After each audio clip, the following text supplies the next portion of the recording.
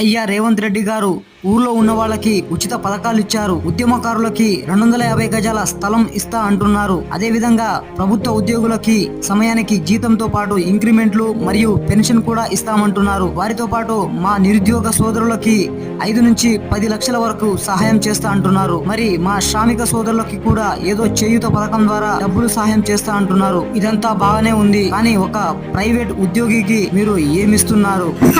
ఏమిస్తున్నారో నేను చెప్పనా? పొద్దున లేస్తే చెత్త పన్ను ఇస్తున్నారు, మధ్యాహ్నానికి కరెంట్ బిల్లు ఇస్తున్నారు, సాయంత్రానికి గ్యాస్ బిల్లు చేతిలో పెట్టేస్తున్నారు. మరి ఇవన్నీ సరిపోవు అన్నట్టుగా మేము సంపాదించే సంపాదనలోంచి ట్యాక్స్ రూపంలో అంతో కొంత డబ్బులు కట్ చేసుకుంటున్నారు. మరి దీన్ని బట్టి మాకు అర్థమైన నీతి ఏంటిదో తెలుసా? మా చెప్పుతోనే మేమే కొట్టుకోవాలి అని. ఓ ప్రజలారా, నేను చెప్పింది నిజమా కాదా అనేది కామెంట్ లో తెలపండి. అదే విధంగా ఈ వీడియో కనుక నచ్చినట్లయితే లైక్ అండ్ సబ్స్క్రైబ్ చేయండి.